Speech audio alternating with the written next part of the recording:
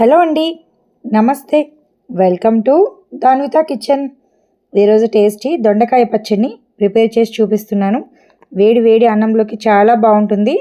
Curry కూడా అవసరం లేదు, పచ్చడితోనే రైస్ అంతా తినేస్తారు, అంత టేస్టీగా ఉంటుంది. ఫస్ట్ స్టవ్ పైన ప్యాన్ పెట్టుకొని 1 టేబుల్ స్పూన్ పల్లీలు వేసుకొని వీటిని దోరగా ఫ్రై చేసుకోండి. పల్లీలు వేగిపోయాక స్టవ్ పైన ప్యాన్ పెట్టుకొని 2 టీ స్పూన్స్ ఆయిల్ వేసుకొని ఆయిల్ లైట్గా హీట్ అయ్యాక 1/2 టీ స్పూన్ జీలకర్ర వేసుకోండి. తొక్క ఒలిచి పెట్టుకున్న 4 వెల్లుల్లి రెబ్బలు వేసుకొని మీ కారం తగ్గట్టుగా పచ్చిమిర్చిని వేసుకోండి. నేను ఘాటు ఎక్కువ ఉన్న పచ్చిమిర్చిని 4 వేసుకుంటున్నాను. ఇవి ఇలా వేగుతూ ఉండగా 1/2 కేజీ దొండకాయలను చిన్న ముక్కలుగా కట్ చేసి వేసుకోవాలి. దొండకాయలు చిన్నగా కట్ చేసుకోవడం వల్ల త్వరగా వేగిపోతాయి.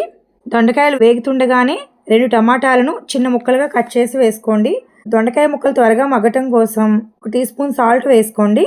సాల్ట్ వేసుకుంటే త్వరగా మగ్గిపోతాయి. ఈ దొండకాయ ముక్కల్ని మూత పెట్టి మీడియం ఫ్లేమ్లో మధ్య మధ్యలో కలుపుతూ సాఫ్ట్గా అయినంత వరకు ఫ్రై చేసుకోవాలి.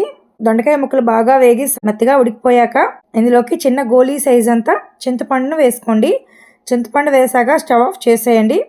ఈ దొండకాయ ముక్కలు కంప్లీట్గా చల్లారాక ఒక మిక్సీ జార్ తీసుకొని ఇందాక వేయించుకున్న పల్లీలు వేసుకుని ముందు పొడిలాగా చేసుకోవాలి. తర్వాత దొండకాయ ముక్కలు టమాటా ముక్కలు వేసుకోవాలి. మొత్తం కలిపేసి వేస్తే సరిగా నలగదు, అందుకని ముందుగా పల్లీలను మిక్సీ జార్లో వేసి బ్లెండ్ చేయాలి. దొండకాయ టమాటా ముక్కలు వేసాక కొద్దిగా సాల్ట్ వేసుకోండి, ఎందుకంటే ఆల్రెడీ మనం దొండకాయ ముక్కలు ఫ్రై చేసేటప్పుడు ఉప్పు వేసుకున్నాం కాబట్టి కొంచెం చూసుకొని వేసుకోండి.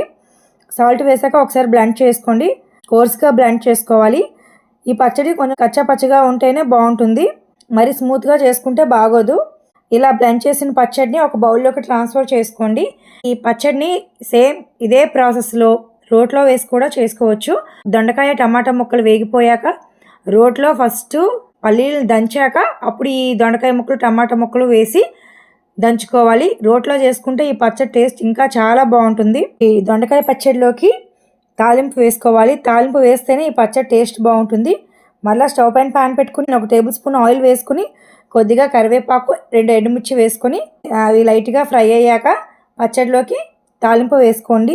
అంతేనండి, టేస్టీ దొండకాయ పచ్చడి రెడీ అయిపోయింది. వేడి రైస్లోకి, టిఫిన్స్లో, ఇడ్లీ దోశలోకైనా చాలా బాగుంటుంది. చాలా సింపుల్, చాలా క్విక్గా ఈజీగా అయిపోతుంది, చక్కగా తినొచ్చు. ఈ టేస్టీ దొండకాయ పచ్చడిని ట్రై చేయండి. Thanks for watching this video. Please subscribe.